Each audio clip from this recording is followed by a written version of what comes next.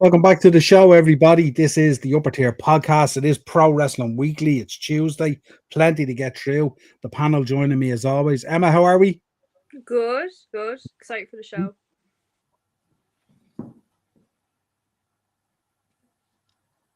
Keith? Oh, sorry, I didn't even hear you. It stopped there for me. I'm good. Yeah, I'm looking forward to the show. Sean? Good. It's good to be back. It was a long week without yous, so it was, to say the least. There you go. Sean Mack in the comments there. Welcome, my Jack and Jones. The fuck on. We'll see you later. There you go. There you go. But yeah, plenty to get through this week. So if you could subscribe to the channel, hit the bell notification button, drop a like on the video. We will be talking Raw. We're going to be talking NXT TNA Showdown. We're going to be talking Roman Reigns. We're going to be talking Triple H. We're going to be talking The Rock. Has The Rock lost his appeal in Hollywood? What do we think? We're going to also be talking about the rumors of who might be John Cena's last opponent. And if true, very, very disappointing, I think. But we shall see. Daz in there as well. What's the crack, Niall and panel? All good, Daz. Hope you're good. Mark's in as well. Big up, cuz. Evening, lads and lassie. It's a fatal four-way tonight. There we go. Also, Smashing Machine is very good. There we go. Agree. There we go. Let's see what everyone else says. And Bren is in there as well. Bren, how are we? Hope you're all right. Bren had electrical problems this evening and the data just wasn't cutting it, but no doubt he'll be back next week if his ESB doesn't come on while we're still on the show. And Mark Hogan, there will be an unwelcome fifth person in due course. There we go. That run in from parts unknown. There we go, like the Warrior. As I said earlier, Sean will be showing up for the chair shot section of the show. Right, let's get into it first of all. Let's talk about pro wrestling. Let's talk about Fight Factory Pro Wrestling, I should say. Women's Open Day last weekend there. Looked like it went really, really well. Talk to us about it. Okay, so Saturday we had the first day of the Women's Open Day, and there was 42 women in attendance, which was insane. It was just great. Like we had women wrestlers coming from the UK, Northern Ireland, people who trained before. Like, it was such a great mix, and of course, like, newcomers as well. And like, the minute you went in, you're just chatting away to everyone. Like, you just got to know people like that. And the great thing was that newcomers who didn't know anything, you could just help them. Everyone was just there for each other. Katie did a fantastic job. Best coach ever. Shout out to Katie. It was really great. Like, there was girls there and they're like, I've never even like did a forward roll before. But the minute they got in the ring, they were like rolling. I was like, lads, please just sign up. Like, you guys are insane. Like, it was just, from the get-go, there was so much talent already. It was incredible to see. I lost my train of thought there. But yeah, it was such a great.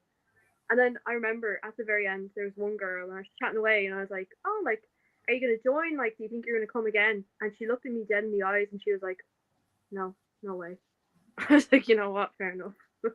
I was like, it's not for everyone. But she was like, I had a good time, but no.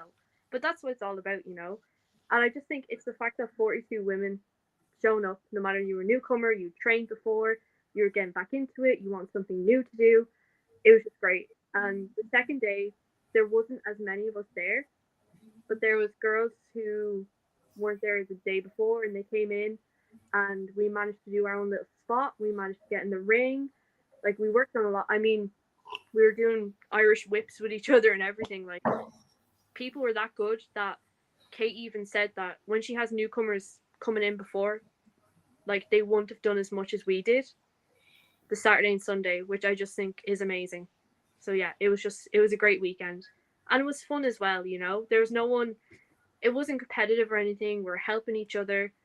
And I think there's definitely going to be a few new faces in Fight Factory, which is amazing. That's brilliant. I mean, to have 42 show up on the first day is absolutely phenomenal. And we had Bailey reached out to Katie about the open day, and Lyra did it as well. So it was insane. Brilliant. That's fantastic. Great to see that kind of support there as well. Absolutely fantastic.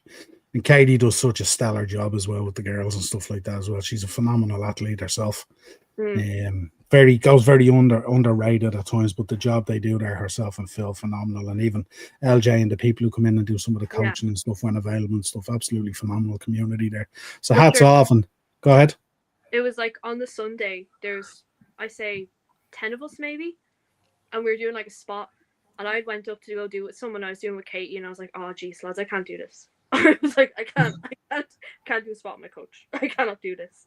But it was really fun. Yeah, absolutely. Brilliant. Great stuff. Keep us updated anyway. That's what we want to hear and stuff like that. Right, let's get into Raw. Let's break down Raw. I have to say, folks, I thoroughly enjoyed this Raw. This is the comeback Raw I thought from a few bad ones and stuff like that. I thought it was absolutely electric, and I thought how simplistic it is when they get it right, that they can lay down storylines literally for the next 3 or 4 months, involving there in front of our eyes, and how easy it is. Sean, take us off on Raw. You know, if I'm being honest, I felt kind of the opposite. I didn't enjoy this Raw as much as usual. In my opinion, I kind of feel like maybe Becky and Maxine and the Usos versus LA Knight and who else was it? CM Punk.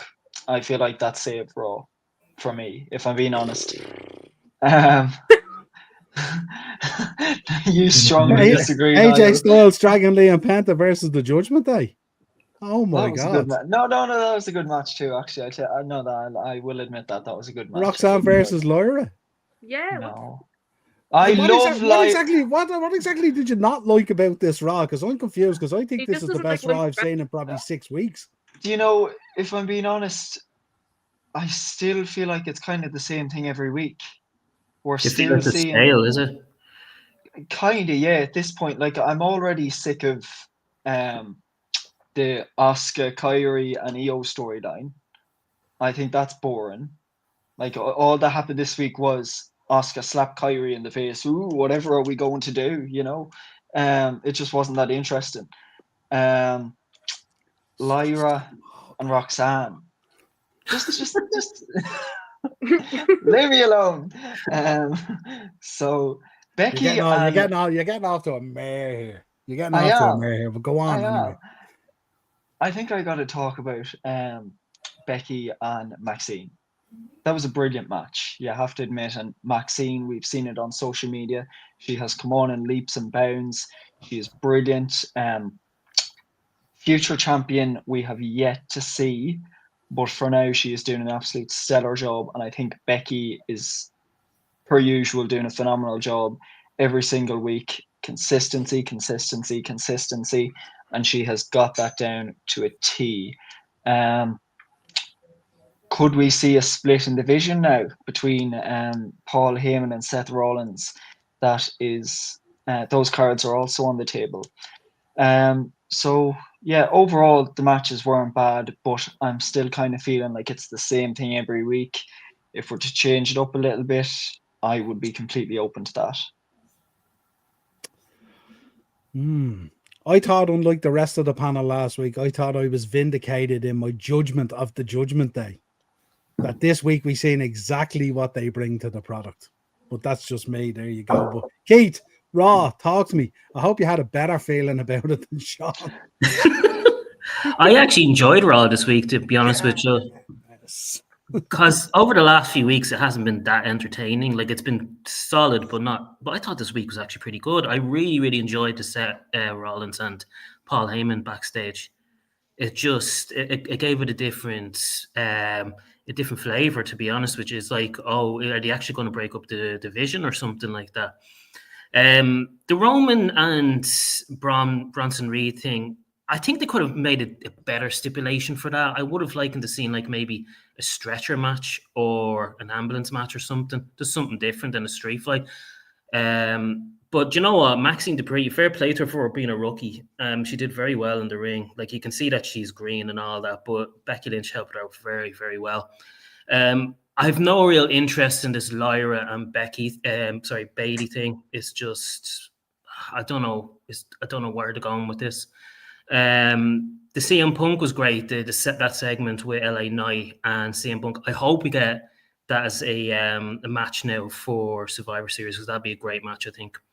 The AJ Styles and Dragon Lee, yeah, it was a good match. I think it's good. I just sick of the Judgment Day. They need to break up at the stage. Blasphemy. They do. It's like the New Day. They just need to go at the stage.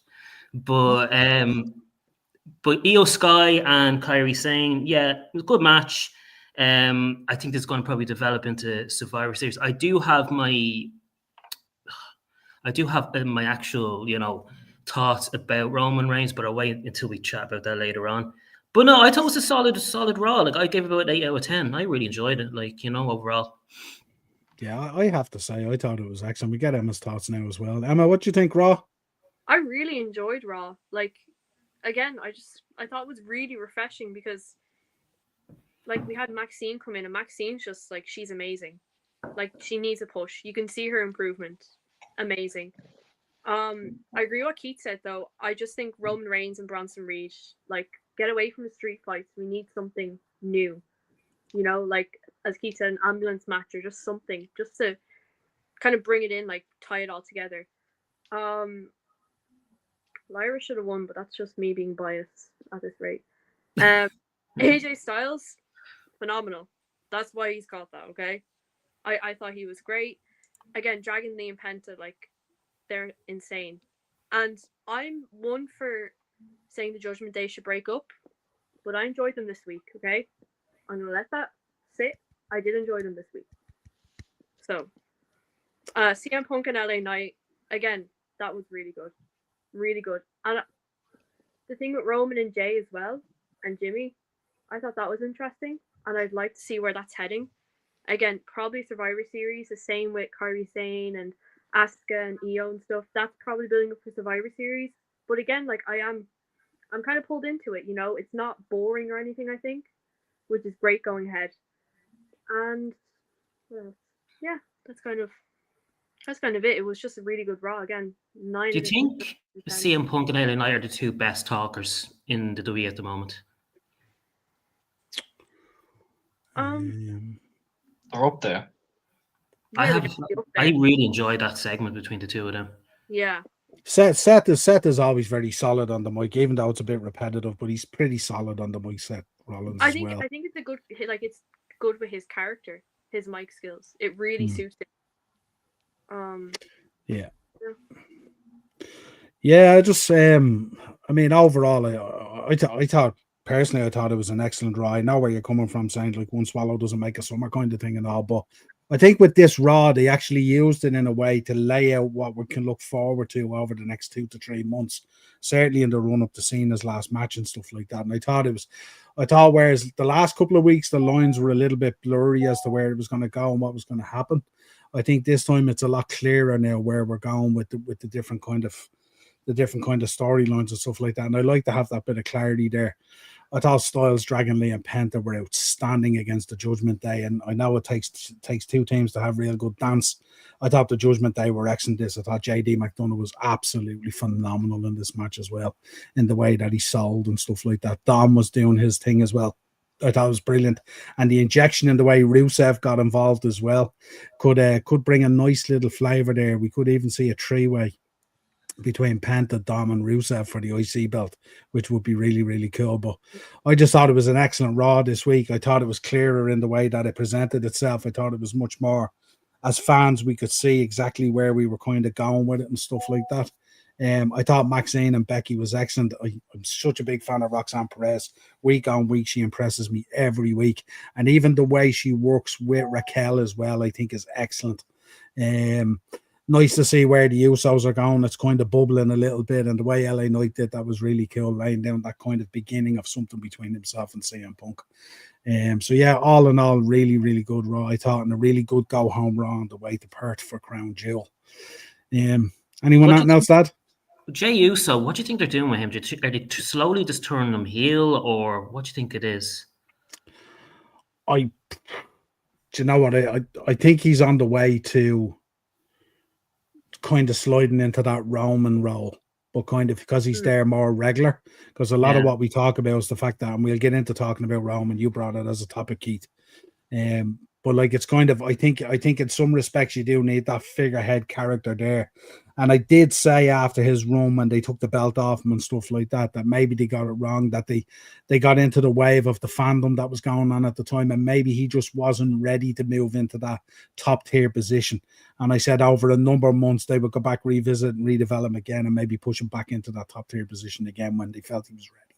And he will learn from his first run there with the belt and stuff like that and all that. When he does go back into that position, he'll be much more comfortable, and it will feel more like home to him. I think when that happened, he kind of felt out of sorts. It was like a rabbit in the headlights, really. It was like it was such an empowering thing that he couldn't believe that was happening. It was like a kid that, just was shocked by the whole thing and stuff. So big fan of Jey Uso and the Usos and stuff like that and all. I think they're excellent, and I think big times ahead for both of them, to be honest. Really, really impressive. Do you ever think they'll give LA Knight the title, even if it's a short one? I think they will. Yeah, I think they will. What do you think, Emma? Yeah, I definitely hope so. I mean, like, he's great in the ring. He has the fans. He captivates audiences. He's great on the mic. Like, he's definitely one of the best on the mic at the minute. And he just gives a solid performance. So he definitely should have a belt at some stage anyway. He has a real good presence about him as well. And he's very marketable as well. He's very marketable either as a heel or a babyface, which is really, really good, because you can look at him and you can see those babyface qualities in there as well. But you can also at times look at him and go, you can switch him to heel so easy and stuff. Sean, what do you think? LA Knight? I'd like to see him as world champion. Obviously, I feel like when he first got into WWE, he was more promo and microphone based, just because that's what he's so good at doing, and he's proved it time and time again how good he is on the mic. And he's brilliant in the ring too. I enjoyed his reign as United States champion, so I'm hoping if they do make him the world champion, they really pull the trigger and give him the treatment he deserves. I say it kind of probably needs to be now or never in a sense, wouldn't it? Because time's not really on his side. I think it's about 45 now. Yeah. Yeah. Plus, can we all agree, like, we all can't stop saying the whole "yeah" thing. I catch myself saying it about like 50 times a day. I'll be in the shop and they'll be like, "Oh, do you want a receipt?" And I'm like, "Yeah." Like, I can't stop doing it. It's so bad. Yeah. Bren reckons sooner or never, 100%. Yeah, absolutely. I think he's warranted it. I think he's worthy of it and stuff like that. And he might be the guy that they use. I've said to LA, I've spoke about LA Knight before. He kind of at times he's so good. He acts as that kind of gatekeeper between that mid card and that top level. That guy that test the boundaries with guys to see if they're ready nearly and stuff like that, and very impressive for me. But yeah, I think his time will come where he'll have to step up and take the belt, and maybe he might be the guy that drops the belt eventually to Jey Uso again, and we get that second round of Jey Uso where he's now much better prepared and much more comfortable in that position and stuff like that, which would be really cool as well. And I think at this stage we definitely need that change up, from a Seth and a Cody and all. I think it has gone a little bit kind of stale, monotonous and stale, and those, and not stale because the performances are still good and stuff like that. And just because the company isn't pandering to what the internet wants at times, people tend to say, "Oh, I don't like the product" and stuff like that. Everything is still solid about both those guys and stuff like that. I mean, they're basically two Hall of Famers and stuff like that in the waiting, But I just think it just needs to move around a little bit more. But yeah, that's Raw. I very happy, really looking forward now. And what it did set me up as well is I'm actually looking forward to Crown Jewel, so that's pretty good. Sean, NXT coming our way, NXT TNA Showdown. Talk to me, run us down through it. You wanted to get down through this. Yes. First of all, I'm very excited for this pay-per-view. Obviously, I haven't been a TNA fan for a long time. I kind of only got into it just as I kind of got into it fully, more consistently when they were transitioning from Impact back to TNA, and I've been keeping up to date ever since. And I watch it every single week. I love it. Never miss an episode. Never miss anything on social media. So obviously, when the partnership came around for NXT and TNA, or NXTNA as everyone seems to be calling it, I was very excited, and now that we get a pay-per-view out of it, it's even better, or a special episode, I should say. Obviously, the teams aren't amazing, but there are quite a few good ones, I think. Obviously, in the men's side here for NXT, we got Ricky Saints, Trick Williams, Javon Evans, and Miles Bourne. And I have absolutely no problem with this team. I think this team's phenomenal. We've talked about it time and time again. Trick Williams knows how to carry perfectly. Javon Evans, the way he presents himself, is phenomenal. Future world champion easily. We've said it time and time again. Social media saying it, talking about how good he is, and I completely agree. And Miles Bourne is definitely an up and comer in NXT. For the men's side, we got Mike Santana, my boy Moose. I got my system shirt on, ready for tonight. And I will be staying up to watch, so I will. Frankie Kazarian and my boy, the youngest in charge, Leon Slater. I interviewed Leon a few months back. Don't forget to go check that out in the channel. Might as well plug it in there while I can. If you haven't seen it, go check it out. And then for the NXT women's side, we got JC Jane, Jada Parker, Sol Ruka, and Lola Vice. I also think this is the perfect team.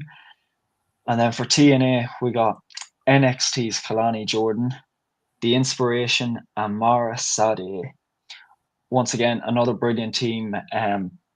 Obviously, there was a good wee hint last week on NXT with Mara Sadeh.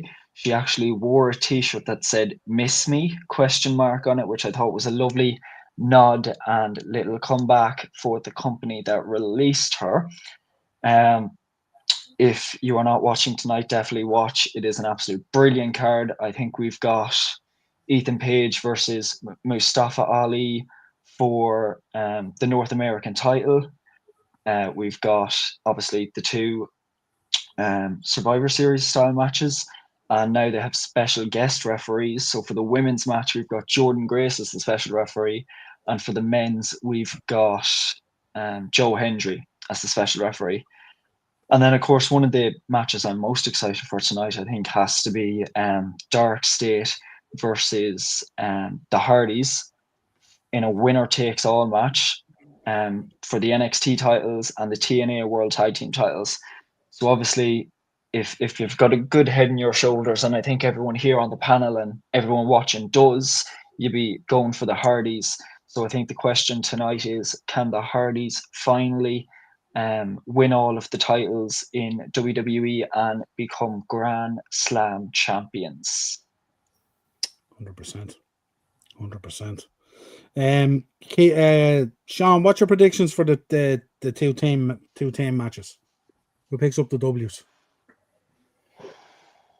Oh, I feel like for the men, I gotta go with TNA. I feel because we're bound for glory this weekend, this Sunday. So I feel like they need a bit of momentum going into it. And for the women's, gotta go with NXT. NXT is known to have the best women's division in the world. So we'll find that out tonight. Gotta go with them. Absolutely. Mark in the chat saying he's a Joe Hendry fan. He likes Joe Hendry.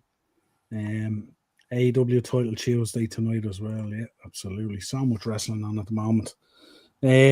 Keith, have you been looking at this at all, or is it? No, well, you know, I haven't kept up with NXT in a while. I must actually get back into watching it again because I actually am interested in seeing what's going on here. Because even what Sean was saying there, I've kept up with a few of them. Like I do like Ricky Saints and all that. I must get back into it again. I will give this a watch actually. Bound for Glory coming up this weekend as well, folks. So. Yeah, for nostalgia reasons, I want to see and that. And then next Wednesday, of course, we have. I don't know if anyone watches WWE Evolve. They have their first special episode next Wednesday, Succession. So both their main titles are going to be on the line, and I'm actually very excited for this. So I will be watching that. I think it comes out Thursday on YouTube. So I'll definitely be looking out for that. It should be a good show too. Well, it's full of wrestling. There's never a day during the week that wrestling isn't on, so it's always good for wrestling fans. Emma, what are you thinking on this? You following this NXT TNA? I am buzzing for this. Like, I'm so excited. I mean, it's like, you know, the Hardys are going to be there as well. That's also a big bonus. But the talent that's going to be in the show is going to be insane. Like, the women's division in NXT is just, it's top tier. It's amazing. Upper tier. You get that? Yeah. TNA as well. The men's TNA division is insane. So, like, it is going to be a great event, definitely. And it's nostalgic as well. So, everyone has to watch it. Everybody, stay up. Don't mind your job. Stay up. It kind of feels the way they've put this together that there isn't going to be a loser, that regardless of the results, everyone's going to come out and look at $1 million anyway, the way they've kind of structured it. So I like the way they've gone about it that way as well. So pretty good. Still a serious collection of DVDs in the shop. Certainly is. Absolutely. For all those, dare I say, DVDs, and we call them old school people now. There you go. DVDs. Mad, isn't it, when you think about it that way and all? Yeah, but absolutely check it out, folks. NXT TNA Showdown coming at you. It's going to be absolutely awesome. I love these kind of team events as well. They're kind of real kind of Survivor Series throwbacks as well. Is this just like a one-off thing that they're doing, or is this going to continue on like they did with the Invasion all those years ago? For a couple I guess it's one of those things where they'll throw it at the wall, see if it sticks, and if it sticks, then it's repeatable. You know, if it kind of dies, then they'll just do. But I mean, the amount of talent and all involved in it and stuff like that. And certainly a lot of these people will want to put on a great showing as well, with Bound for Glory just around the corner as well. Huge event. So Cruiserweight division was on fire at that point. Yeah, absolutely. The X division, Marky. X division. It was the X division in TNA. Remember, Chris Daniels, AJ Styles, Samoa Joe, and to mention but a few. Yeah, we'll definitely review it next week, how it went and stuff like that. We have a lot to review next week, so next week will be a bumper show, that's for sure. Right, Keith, you brought up this topic, folks. Let me know what you think. Roman Reigns 2025. This is has been what's happened between appearances and returns and matches and everything else. Keith, you wanted to talk about Roman Reigns and how 2025 has gone, how we felt about it, how he's being booked, how he's being handled. Yeah, go ahead. Like, to start off, like, Roman's great. Anytime Roman is on a show, he always makes the show 10 times better. Doesn't matter if it's Raw, SmackDown, or a pay-per-view. He always makes the show a hell of a lot better. My issue is that there's too many of these comebacks that he's doing every couple of weeks, and it's just getting a bit monotonous and boring at this point. Like, not Sean in the chat there, he said it last week, that he even himself was getting a bit bored with it. That, like, it was just kind of the same repetitive thing with Roman every week. Now, I don't know if this is his contract, that he only has a limited amount of dates that he's only be able to they can use with him. I don't know what the situation is there, but I kind of feel that they need to start using Roman a bit more from now until WrestleMania. Have him on the product more, I feel, from now until WrestleMania as a full-time, because he just makes the show a hell of a lot better. And my other situation is that I want him to drift away after Survivor Series with the Usos and the Cody Rhodes and all that, because I feel right now it's we've seen it for how long now with the Usos, with Roman and all this. I kind of feel like I would like to see Roman do something different if it's against Drew McIntyre. That'd be great. I think Roman and Drew, or even LA Knight or something. You know, CM Punk for WrestleMania. I just think they need to go a different direction with Roman at this point. And I'm just kind of getting sick of these, you know, staying in one few weeks. Like, I wouldn't be surprised if come Crown Jewel, he ends up just getting destroyed and he fucks off then until Royal Rumble. It's just, I feel like they need to keep him around now from now to WrestleMania, because, like I said, he's a megastar and he just improves everything when he's on a show. I suppose when I look at it, and I'll get Emma's and Sean's thoughts as well. When I look at it, I think of Roman Reigns. I think he has an awful lot of commitments because it's sports entertainment. I think he has an awful lot of commitments outside of wrestling as well, be it movies or whatever it is. And I think for 3 years or 4 years solid, he basically carried the company on his back.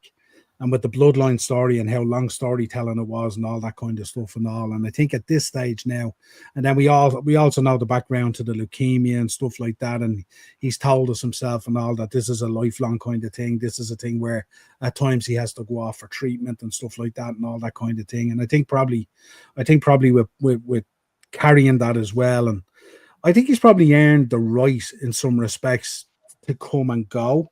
And I think the reason my thing with it as well is that at the moment it's always a big deal when he comes back, and it's always a big deal when he's on the show.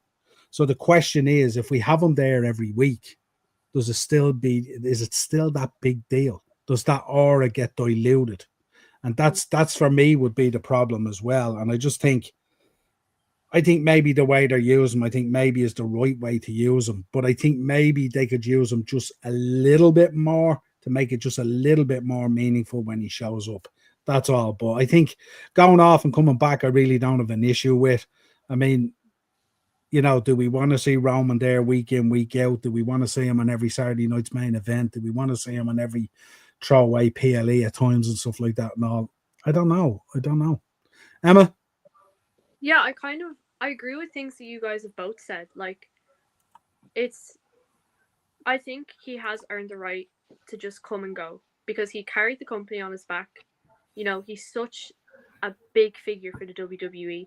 And as well, he's always been vocal about his health issues. He has other commitments and stuff. And still hats off for him to giving it his all when he is here. And I think going forward, I'd love to see him in the Jey Uso storyline, kind of like a hats off kind of, okay, Jey, I'm passing the torch kind of thing. But then as Pete said, I'd like for him to branch out then, even before Royal Rumble or anything. Have him here, do something with, as you said, LA Knight or someone, just anyone else. Let him do his thing with the Usos and stuff, but then have him back for before Royal Rumble, for WrestleMania. Because as well, as I said, he's a huge figure in the WWE. For him being at WrestleMania for the Royal Rumble and stuff, it's going to draw people in. If you have him every single week, it's just going to tone it down that he's this big aura figure. It's just going to keep toning it down. But I don't have a problem with him kind of coming and going because, again, every time he's on the show, it's going to draw in people because he's so prominent within the business. Yeah, I think I'll go to you, Sean, now as well in a minute. I think that the thing there as well is that if you have him there every week, he takes up such a portion of the show. Yeah. And then what happens is that kind of dilutes the opportunity for other people to have an opportunity as well to step up and show what they can do potentially, that's just my feeling on it. So I think I love Roman. I'm a huge Roman fan. He's unbelievable and stuff like that as well. And the thing about it as well is we don't realize as well the schedule that these boys and girls do be on as well. We don't see half of it. Like when you're in the States and you're watching wrestling over there, the amount of ads on telly that these guys appear on that we never see for Jeep tires or motor oil or whatever it is, every second ad on telly over there, there's some sort of a wrestler featured in it and stuff like that. That coupled with movie commitments and all that kind of stuff as well. And I think to be honest, the amount of appearances we see from Roman Reigns, I think, to be honest with you, we're still a little bit lucky that we're getting what we're getting, to be honest. Sean, what do you think? Sorry, Emma, go ahead. Oh my God, sorry. I think it's great to have him as a passing the torch to these up and coming superstars, but then it would be great for him to have a little moment then as well. That's all I want to say. Yeah, no, you're right. Yeah, Wyatt Six Gaff. Yeah, you want to see him earlier. It was mad. The brood. Sean, go ahead. Thinking Roman Reigns? Yeah, I kind of mixed feelings about it. Obviously, I'm a big Roman Reigns fan too. Recently enough, maybe within the past year, I know we carried the company on the back, but at that point I wasn't really a massive Roman Reigns fan. I kind of got sick of his title run, the whole bloodline stuff, and became a fan after kind of all that went away. I don't know, if you kind of look at it from a certain perspective, it's nearly a lose-lose situation, as in if you keep having him return all the time, it's going to lose meaning. But if you keep having him on the show consistently every week, eventually people are going to kind of be like, that's a spot for someone else. I hate to break to you, but we're a bit sick of this. kind of like the vision or them finishing off Raw every single week. Everyone's getting sick of it. You can see the complaints all over Twitter. And I know you can't make everyone happy. That's just life. That's wrestling. Fans aren't always going to be happy or get their way, and that's okay. Yeah, I just kind of feel like it's a bit of a lose-lose situation. I feel like if they can keep it, as you said, give them a little bit more, bit of consistency, and just a small bit more booking, maybe everyone can be happy. Yeah. Yeah, no, it's a kind of, it is that kind of conundrum, and like, you know, obviously with the commitments he has and stuff like that. And I mean, we've seen similar bits as well at times with Cody as well and stuff like that as well, where he, you know, he has to go off and do this movie or that movie or whatever it is, and these commitments and that commitments. And we forget they've got families as well, and you know, I just think, Niall, it's more so I would rather see him being with in a different rivalry with someone like a Drew McIntyre. I personally would rather see that more so than a Jimmy or a Jay. Because but see, the problem with a lot of that, Keith, is if you look at the upper echelon of the roster and stuff like that, he's probably feuded with everyone at this stage, probably on multiple occasions, through the run and through the bloodline and through the storyline, stuff like that. So it's where I see Roman's benefit of company. I'd like to see him feuding more with the likes of an AJ Styles or a Penta or a, you know, elevate those type of guys, maybe, you know. So what do you think they'll do with him then come Mania? Since Mania's not that far if you think about it. Like, you know, they kind of prep for Mania after Survivor Series. I presume it's going to be something around the Usos or something like that. I presume it's going to be an internal family kind of thing. That's what I would imagine. That for me is what I would imagine. That'd be kind of good. Like, if they book that properly, I think that could be a shout. The which, sorry? If it was to do with like the Usos and Roman and like. Like, I wouldn't be against him against Braun Breaker or something like that at a WrestleMania. Yeah, I mean, away from the vision. Yeah. Yeah. Daniel's in. Daniel reckons Roman versus Uncle Howdy needs to happen. How do we feel about that, panel? What would you think? Roman versus Uncle Howdy? Don't get Brent started. Jeez, maybe a Saturday night's main event. Brent's ESB has literally just come back, I'd say, after hearing that. There we go. The lights are back on. Yeah, no. I not see. Must have missed that Saudi show. Do you know what it is? And I love Bray Wyatt. I was such a fan of Bray Wyatt and stuff like that. But Roman versus Uncle Howdy might remind me of when we had Bray Wyatt versus Randy Orton. It just might feel a little bit weird, and not hit kind of what we wanted to hit. I think because what's it going to be? You're going to get a build up of Roman just being hopped on constantly by the Wyatt Six, and I don't know. It's just as well as that his brother doesn't have the same charisma or as Bray Wyatt did. And even last week, I was looking at last week, that backstage segment last week, and I mentioned it last week, where you see the Wyatt Six and they're backstage and they're just humans, and you're there going, we know they're humans, obviously, and stuff like that, but it nearly feels like a wrestler breaking character or something like that, you know. It just feels weird, you know, like we know who they are and stuff like that, but we need that suspense and stuff like that. Now in Triple H booking, he probably have Roman Reigns win the World Championship at WrestleMania 42. I'm a huge Roman fan. I don't have a problem with that at all, so I'm sure other people would, but I certainly wouldn't. Pending on what the schedule is going to be. But there we go. I do, but I don't have good opinions today, so it's okay. Well, you got off to a horrific start. You got off to a horrific start, in fairness. We corralled you into it, like. You know? I don't think he needs it, to be honest. Yeah. Absolutely. No, right. Where are we? Triple H was the other topic that was brought up this week. How are we feeling at the moment? I suppose it's an interesting one bringing this up now, and I feel Raw had quite the recovery this week. But how are we feeling about this? Lots of questions over this man. You know, feuds dragging on, like it's kind of weird because you get a kind of you get the irony of, like, you know, kind of questioning things at times, you know. So some people think feuds drag on, feuds aren't long enough, feuds are too short. So you get such a difference of opinion.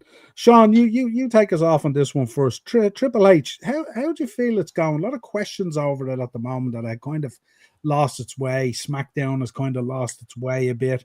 Raw had lost its way quite a bit and become monotonous, and obviously we get a good episode this week, but I'd like you to take it first because you weren't overly stoked about Raw like the rest of us.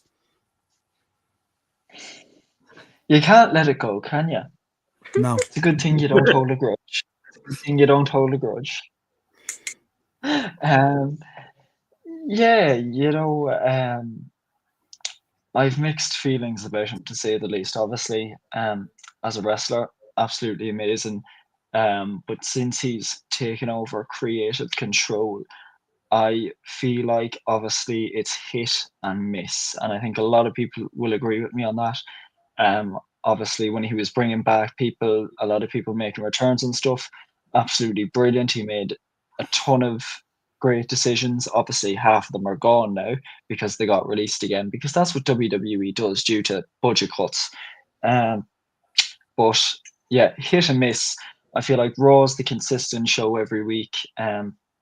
Decently good. Most weeks, very good this week. Well, Niall, you know how that it was. And then SmackDown is just kind of sloping down and not as good every week. I feel like when they were sorting the roster out, they put their best on Raw and their mid on SmackDown, and that's not, trying to pick favorites Shock or horror. anything. Shock horror. When have we never seen that happen? Shock horror. But the scales aren't even, to say the least. Yeah, it's kind of just up and down, and I'm kind of just hoping that it's steady and that he's listening to the fans, hear what we want, and obviously you don't always have to give us what we want, because then we're just spoiled brats. But a bit more consistency would be nice, to say the least, booking wise anyway. And feuds, it's nearly pick and choose. This feud might last a week or two, we'll move on to someone else, and then there's feuds that are still going on that might have been happening or circling back around to. Obviously, we see one that comes to mind is Tiffany and Nia Jax. Obviously, that happened about a year ago, if maybe less, and now we're already circling back around to it. Something new, something fresh is much needed. Consistency is much needed. So yeah. Keith, one of the comments here to talk about, Triple H cares more about moments than the actual story. Is that fair?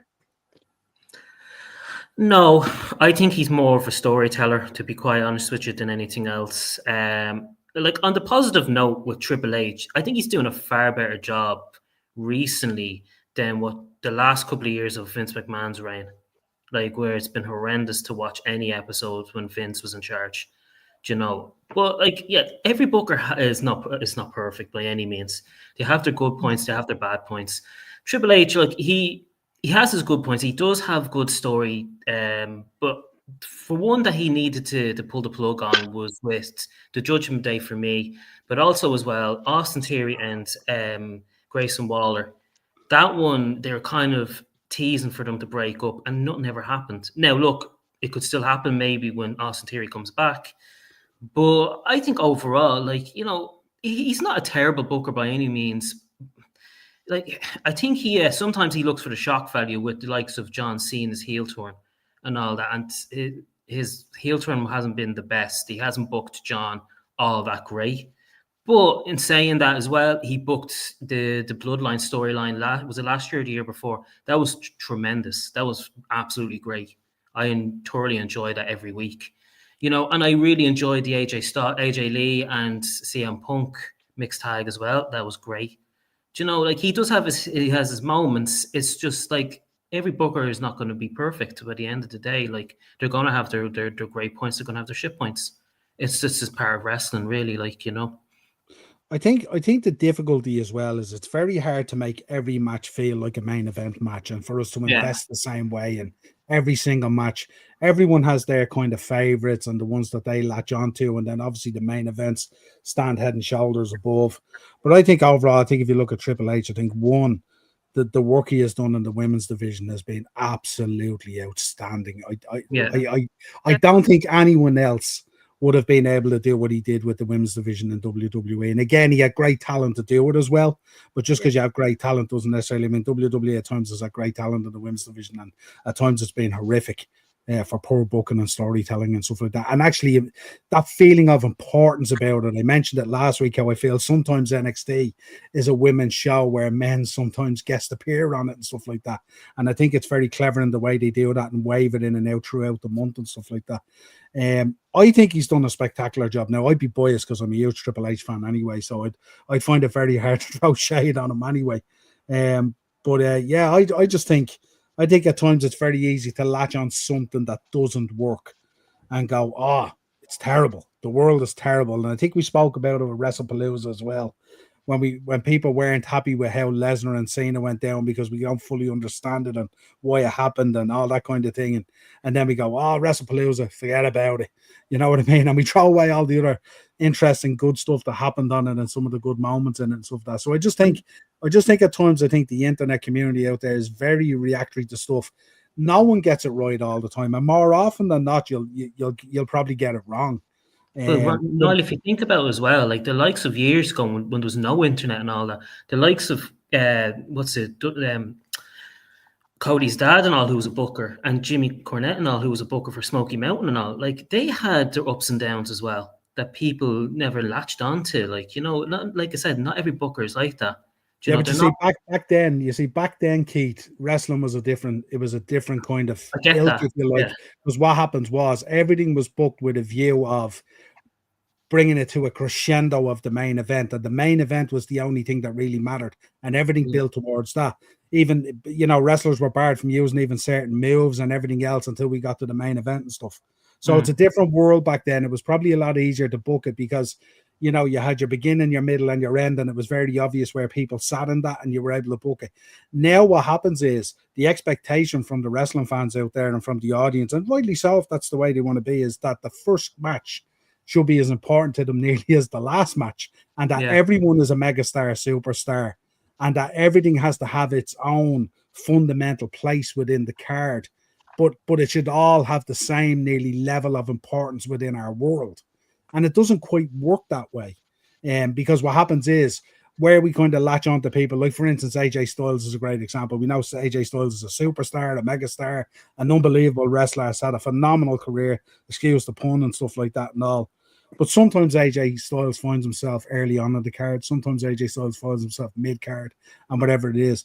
But we still fundamentally want to feel that those matches are so important to us and more often than not deliver a little bit more in terms of their creative juice than what we sometimes get out of the main event. And I think that's where the challenge is for Triple H, because now the expectation is if you get 6 matches on Raw, we're expecting 6 main events. We're not expecting a Raw show that builds towards a main event or builds towards a PLE. We're expecting Raw to nearly be this mini PLE week in, week out.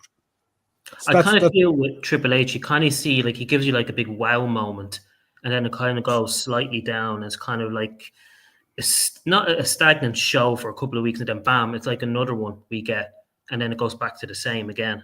That's kind of how I feel like his booking is, that he gives you a wow moment out of nowhere, like Seth Rollins at SummerSlam, something like that, and then he'll just go a couple of weeks, then it's just kind of the same thing again, like we don't get anything.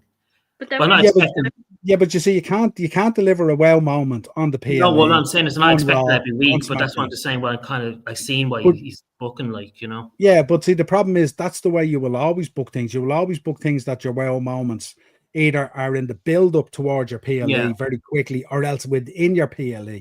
If you drop those wow moments each week, then they're not wow moments anymore. They're just. I agree. Yeah. But then again, we also have to look at the environment he's created within the company, the life work balance as well. I mean, 100%. Yeah. AJ Lee came back, obviously, which is amazing. She struggled so bad with her mental health and stuff, but she was able to come back to this company, and I think Triple H has done a great job, and he's great with the wrestlers and stuff that he has on the roster. And I think he needs to be applauded for that as well. Not just for his booking, but for the environment he's created. No, I agree. It's very important that he did that as well, because remember, this is a guy who we nearly lost, who nearly passed away with a heart complication, so he fully understands the pressure in the moments that these superstars are under. And, you know, they're even in more demand these days and stuff like that. Hence the reason there does be uproar at times when we see the fan interactions and how they react with them and stuff like that, and all that. Huge pressure on these stars these days and stuff like that, you know. And he's also and it's great that he has first-hand knowledge of that as well, which I think is great. He knows, you know, the expectations and how hard it can be and how, you know, hard it is on their own physical and mental health and stuff as well, which is a great thing, I think, to have while he's also brought back CM Punk, which none of us ever thought he would come back to the WWE.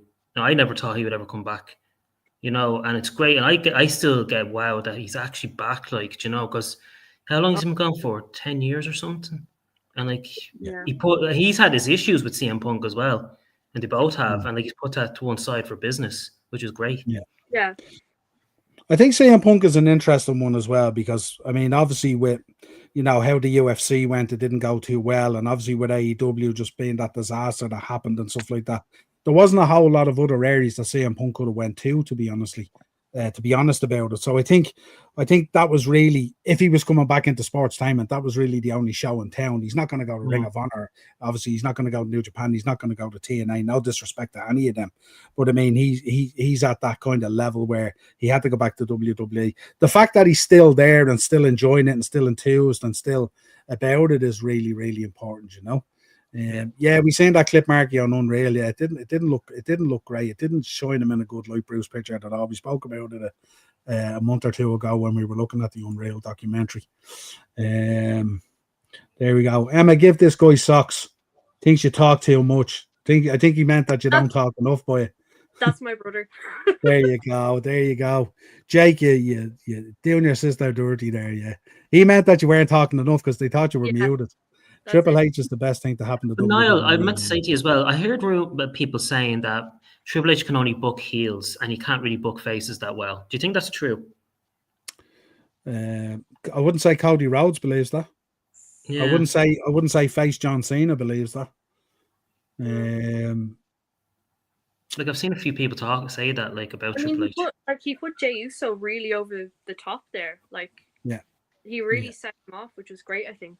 Yeah, he strapped the rocket to his back, then he took the rocket off, put it away, and he says, I'm going to strap it again at a later date. Big up, Ravi. Yeah, absolutely. Slap up the likes and subs, please. Yeah, absolutely. Appreciate that. Jake. Who's Bun Cloudy Bays as well then, Emma?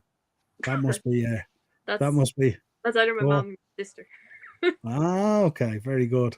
Any chance of KO returning? I wish, but I don't think he's at the stage yet. I think, yeah. Not a second-class spelling test between yous. There we go. There we go. Going in hard, Jake, tonight. Yeah, Mark Pritchard had a great podcast, or did anyone, but he was a sap to abyss. When Regal then confronted him after, it was top drawer. Yeah, absolutely. Yeah, 100%. There we go. Right, what else have we got tonight? Crown Jewel. Give us your predictions for Crown Jewel, folks. Start off. Sean O. In the chat as well. What's your predictions for Crown Jewel? Give us your predictions. Sean O. I think it's fairly simple. John Cena, Seth Rollins, Stephanie Bacare, and Io and Rio, I should say. Okay. Keith? Cena, Seth. I think Stephanie Bacare needs him more than Tiffy, because I can tell you why is that it wouldn't harm if because Tiffy has that undefeated streak or something that they're talking about for the last 9 months. So I think Stephanie Bacare needs him more than Tiffy. I would actually go with the Kabuki Warriors, because I think the Kabuki Warriors should win that. Because if they don't win it, then what's the point of everything that's been happening? Then it wouldn't really further on the storyline. I think if Io Sky won it and Rhea Ripley. Well, I'm looking forward to it. Even though that's a storyline you want to end. So maybe it does make sense. No, I meant overall the pay-per-view. Yeah, absolutely. Cena to win for Bren and Steph to win as well. Yeah. What are we going for the other match? Obviously, it's not there, but the Roman and Bronson Reed. Oh, yeah, I haven't got that on it. I think he's probably going to put that's just a regular. Huh? I presume that's just a regular street fight. What they calling it, an Australian street fight or something? Well, it's in Australia. Boomerangs or something in it at this time. Yeah, The someone comes out in a boxing kangaroo costume, you know. Bronson Ray climbs out of the pouch. Ray and Neo to win home. Heyman's the kangaroo. Emma?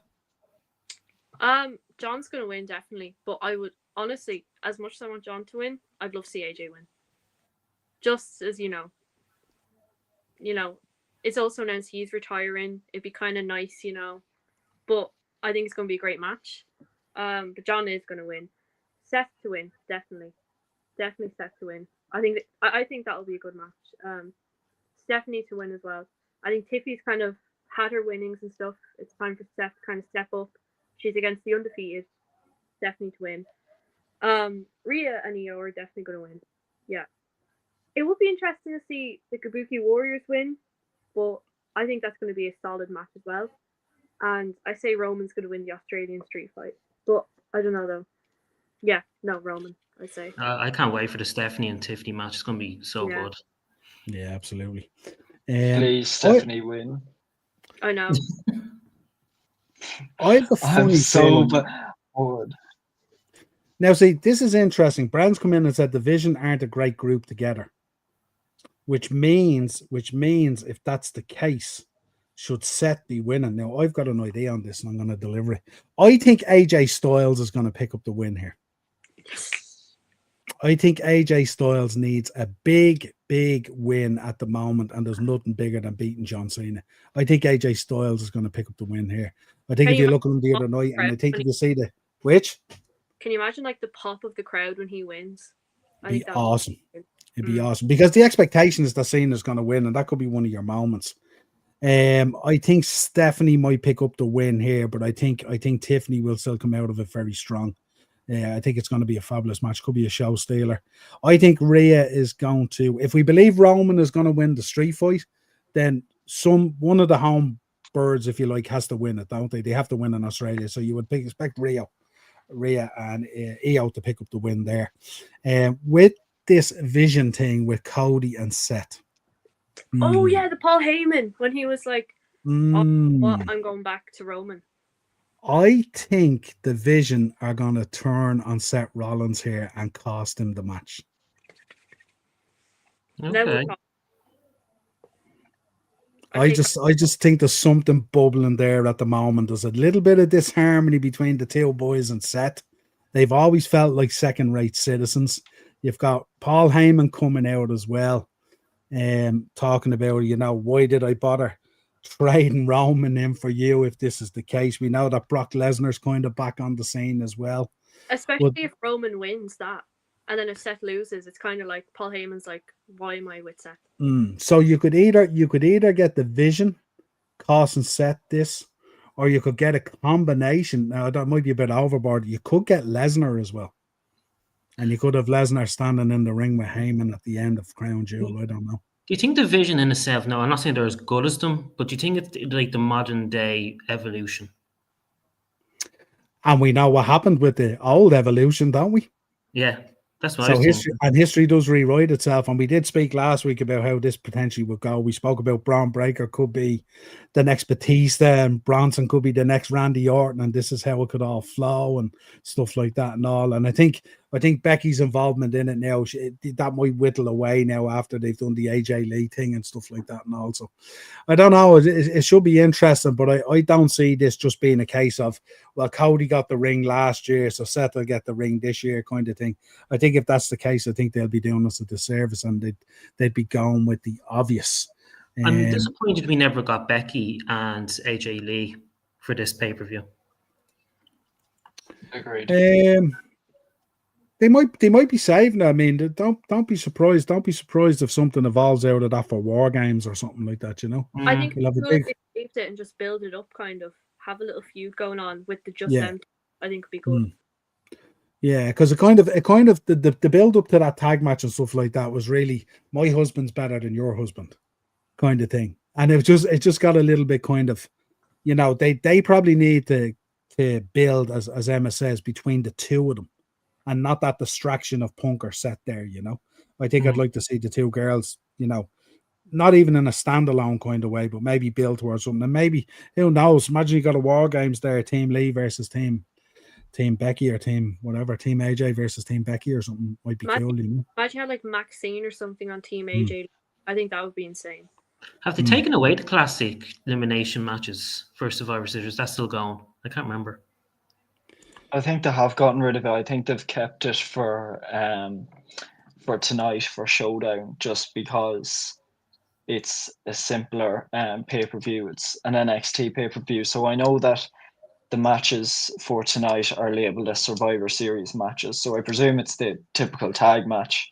But I think they're just kind of, I think War Games is going to be a more main roster thing from now on. I think they've kind of taken it away from NXT and will be using it for Survivor Series from now on. And for the foreseeable future anyway. Yeah, Bram was asking who would replace him and stuff like that. I think what they might go is, rather than having a faction, I think they might go with a Heyman stable. So he could go back to Roman, or he could take Brock, but he could also have the two boys there, the two Brawns and stuff like that in a tag team within his stable that doesn't necessarily have to come out with Roman or doesn't have to come out with Brock. And let them stand kind of on their own 2 feet and be that kind of, maybe give them the tag belts and maybe let them make those tag belts, you know, real again, if you like, come out and defend them and stuff like that and just tear people asunder and stuff like that. That's the way I might think that maybe they might go like a Heenan stable kind of style of thing, you like know? the new Steiners or something. Yeah, absolutely. Only thing is Cody is 3-0 TV wins and 22-0, including non-televised. That doesn't necessarily mean Seth has to win, as Niall said. The idea is stellar, Niall. Yeah, I was just thinking about it today, and I was thinking, look, we seen Heyman at his best when we seen him there at WrestleMania, the way he turned on everyone for the benefit of Seth and stuff like that and all. And I think, you know, we could see a little bit of that there again and stuff like that, because there's always been a kind of Seth to the forefront talking, and Heyman's just being kind of the guy, you know what I mean? So I think there's a little bit of that there, and we know that with Breaker and with Braun, it's sometimes Seth has let it slip at times in promos and stuff that kind of, it's him, he's the vision and all this kind of thing, and the two boys are standing there about to absolutely upend them, you know, but they don't. So it is being teased, and it would be good, and I think I wouldn't be surprised. No, I wouldn't be surprised if maybe they even go in to try and help Seth, and by trying to help Seth, Cody pulls it off again, and they absolutely spears. I'm just wondering, Niall, would they keep that for Survivor Series maybe, and do that for like a War Games match? No, because what I think it does then is, I think what it does is it builds towards a Survivor Series War Games match. You know, that doesn't necessarily have to be, because if you look at the vision is only really the three. They're not going to do a mixed one. So it's not like it's going to be the three boys and Becky in a War Games match. Well, I don't think they would anyway. I'd be surprised if they did. So I don't know. So you're already missing people there if you want to have a War Games match, you know, unless they decide to put Heyman in tights. And he's part of it. They did it with JJ Dillon years ago and stuff like that. You know what I mean? So maybe, I don't know. But I don't know whether Heyman would want that or not. You know, his bumping isn't what it used to be. Let's say. But yeah, we look forward to it anyway. Crown Jewel should be good, and it looks like it's building up to be a good one. That's for sure. Let's talk. This came out this week. We were talking Saturday night's main event. How do we feel about this? Emma, take us off on this. How do you feel about this? Cena's potential last match could be Gunther. Look, I really like Gunther. I really do. I think he's great. But for Cena's last match, it shouldn't be Gunther. It really shouldn't. We haven't seen him in a while. Cena's last few months are here. You know, it's just, and it's not really a pass in the sport, I feel like, you know. Like, Gunther has done a lot within the company already. If you want to have someone who's already in the company who needs a bit of a push to face John Cena, I don't think it should be Gunther. Like, it would be a great match, don't get me wrong, but not for his last one. No. Tell us in the chat as well. If you're all in there in the chat as well, tell us, who do you want to be John Cena's last opponent? If Triple H rang you tonight and said, listen, I want you to tell me who you want to be John Cena's last opponent, who would it be? I think the perfect person to do it, to have his last match again, to be Braun Breaker. That's Emma? just me. Me? No, I'm joking. I think, it would be a good Braun breaker if he was away from the Vision. Like, I wouldn't like him in the Vision going against John Cena, because that would just be, it'd be useless. I don't know. I think we're gonna have to think about it, to be honest. I was saying the way to keep everyone happy is just have a gauntlet match and have them against Punk, Seth, Roman, Brock, the whole lot of them or something like that. You know what I mean? Just crazy. And make sure he wins. I'm hoping it's a swerve. Too much info has been leaked, in my opinion, as in the news. I think what they're doing there, Bren, is they're leaking this to gauge reaction, because they're saying they want this last night to be absolutely monumental. So I'd say what they're doing is they're leaking little bits out to the likes of Meltzer and the dirt sheets and stuff like that, and then they're looking to see what the reaction is to it before they actually push the button on something. That's what I think. Sean, what do you think? Is that what you're thinking? I'm thinking the exact same too.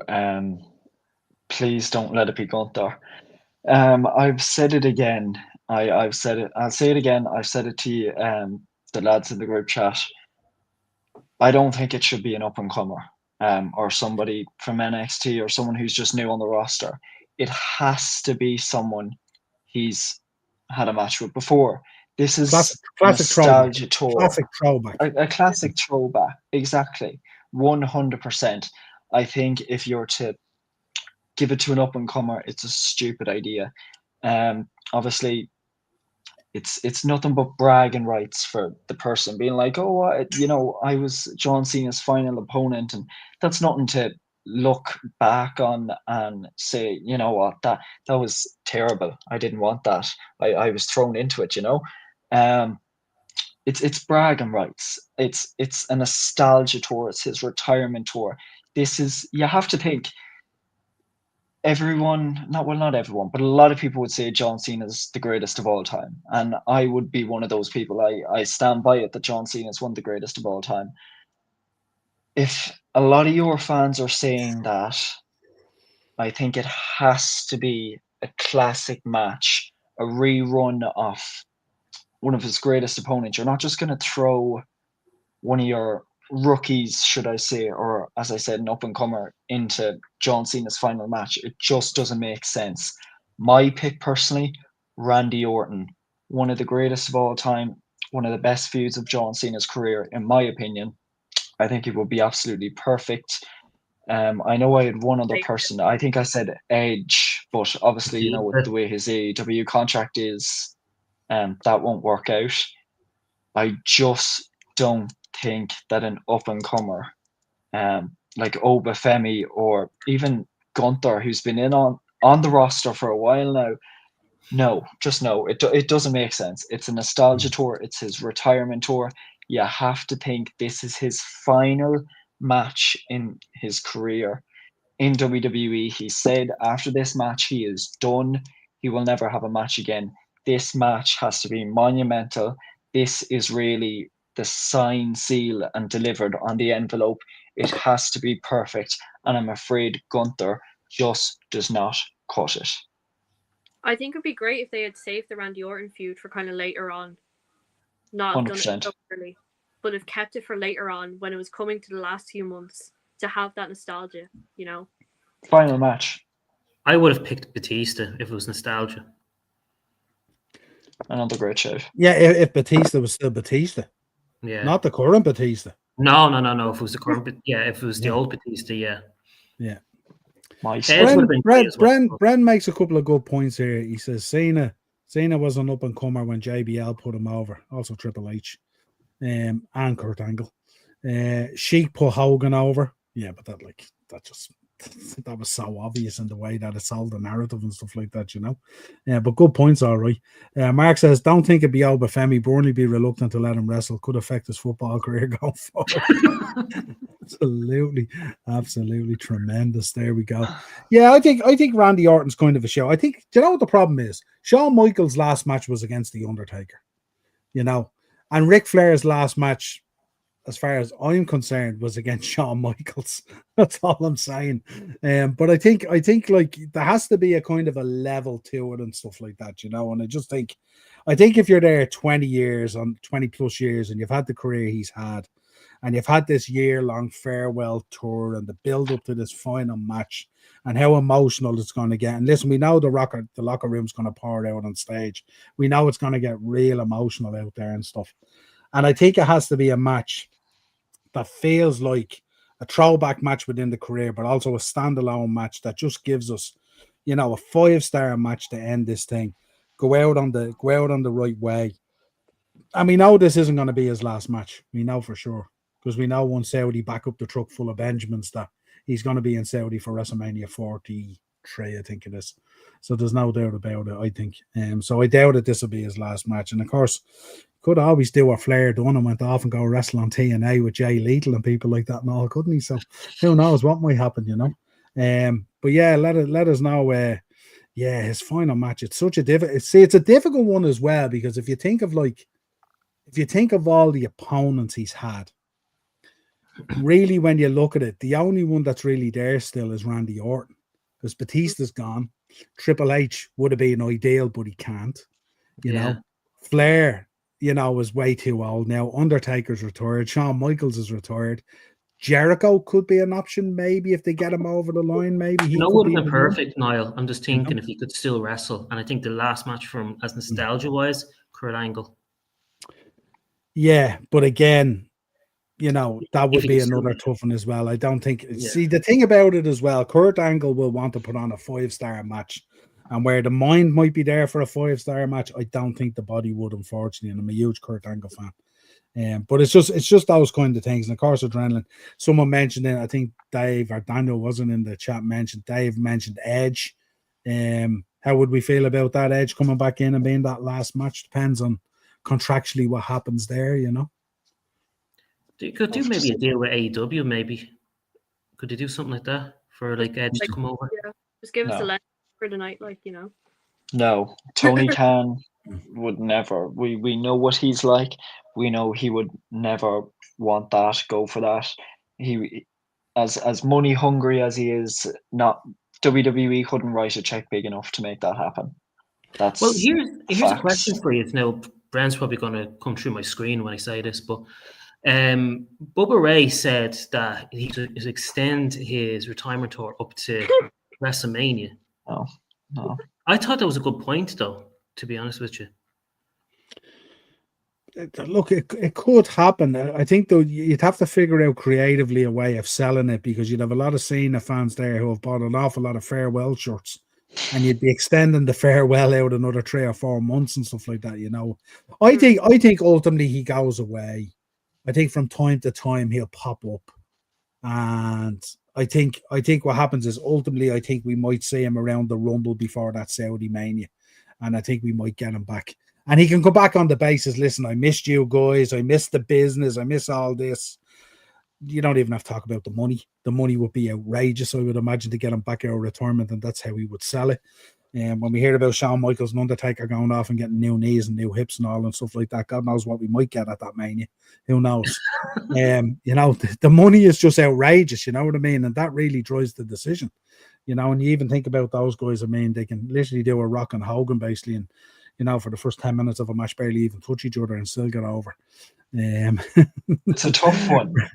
Yeah, it is a tough one. And the worst thing for Cena as well is he's leaving the company at the moment when it's in the height of its riches, not necessarily in terms of its profitability and stuff like that, but in terms of the available wealth.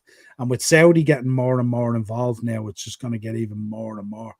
He's made his money, though, and he's still making a lot of money. So that kind of begs the question, would Saudi be able to write a check big enough that would actually make him want to, come back? And I know Saudi can write big checks, but, would he go against everything he's been talking about for the past year, that, this is his final match, that he's done? John, we all know wrestlers don't retire. They always come back.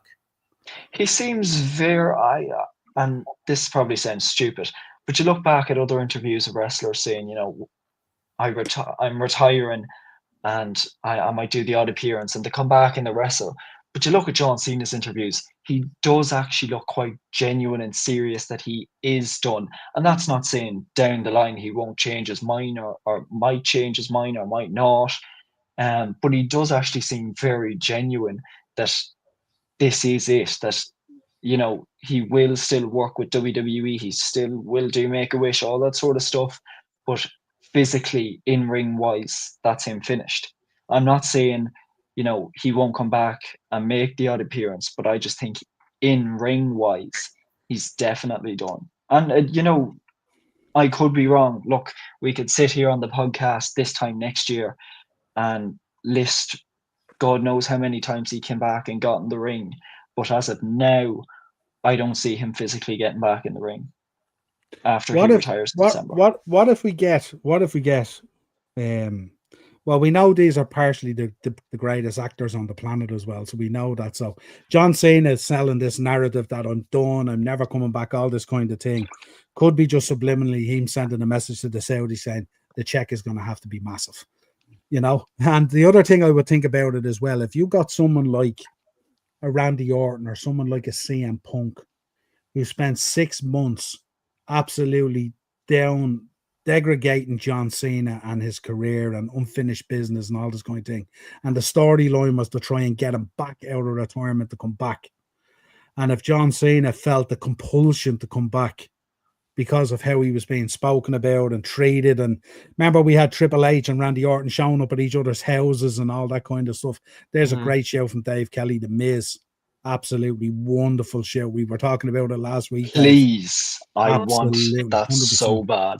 So if John Cena retires for a year and we had The Miz coming out then, running down his career, showing up at his gaff, you know, nearly like DX in the Jeep at WCW, absolutely degrading him to come back out of retirement. And Saudi write a big enough check and Cena goes, right, I've had enough of this.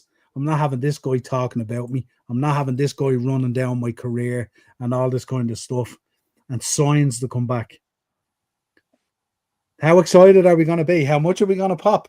Are we going to worry that he told us he was going away? No. No. There you go.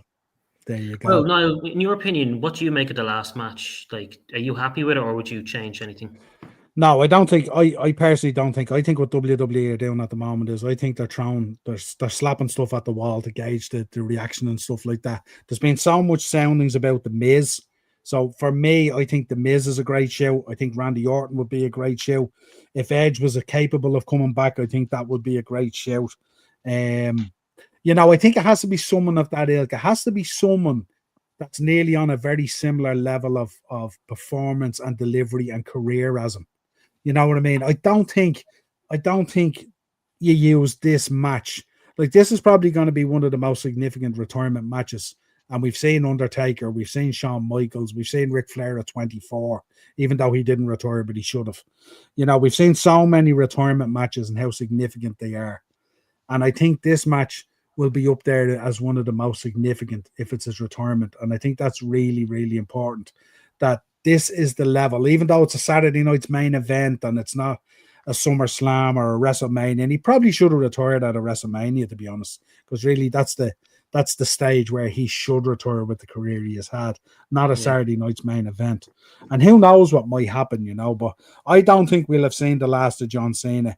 And I think very easily they can come up with creative ways to sell the storyline to us that we don't feel the way we felt about Ric Flair when he showed up. Like, this guy ain't going to show up on TNA and start wrestling Leon Slater. We might want it, but it won't happen. He's not going to suddenly just show up and, you know, at New Japan and wrestle Kota Ibushi or whoever it is, you know what I mean? It just, or Zack Sabre Jr., you know, this is not the way it's going to be. Listen, so, John Cena, if you're listening, you're always welcome at Fight Factory. There you go. You're always welcome. There you go. And here, never say never. These things can happen. I don't want Cena to retire yet, but being a fan since day one. But if he comes back, I'd be like 7 in Irish. There you go. Nikki Bella as last opponent. Come on, Mark. No. Come on, seriously. We're saying already how that main event ran out.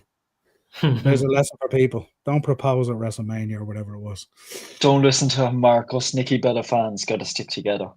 Yeah, there you go. There you go. Right, let's take a little bit of history.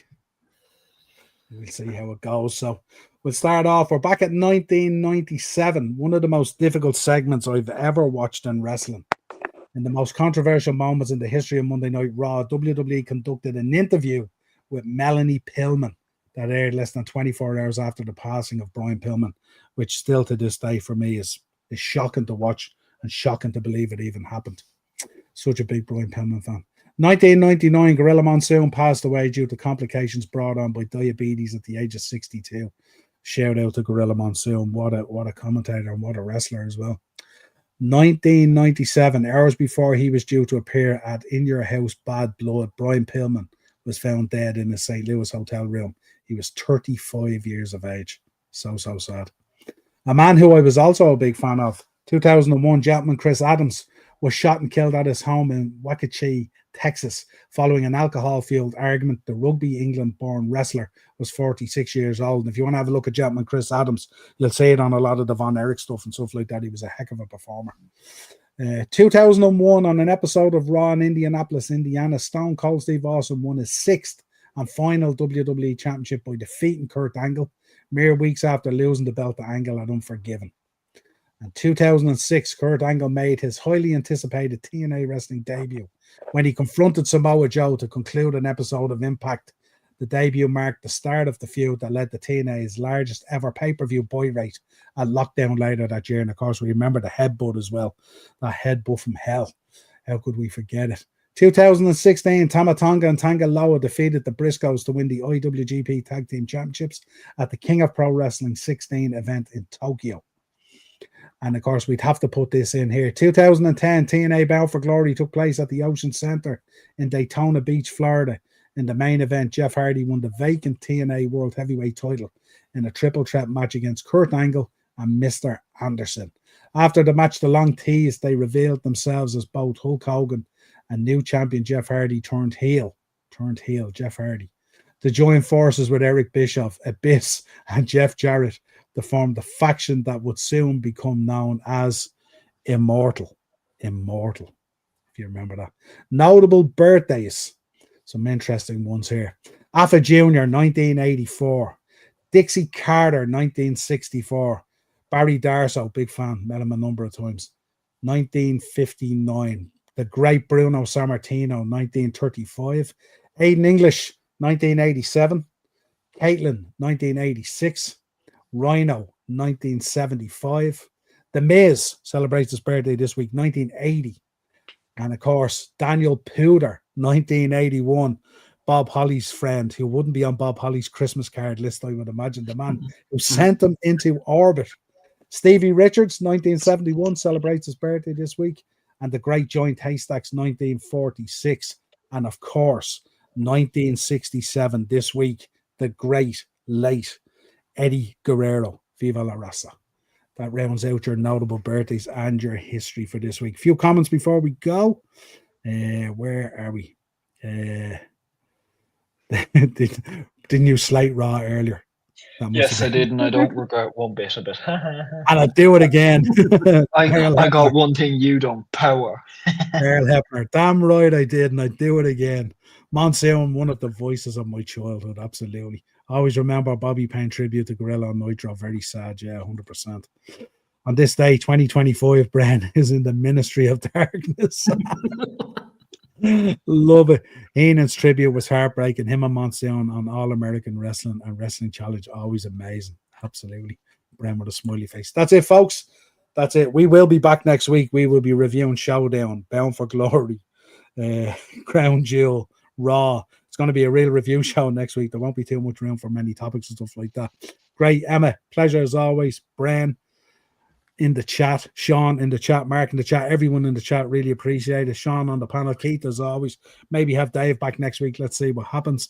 But we'll talk to you real soon. Again, like, subscribe, share, hit that bell notification, all that good stuff. I will be back Thursday night with Dazzler, where we will be given our Premier League 11s of the season so far, which should be a fun show with plenty of debate.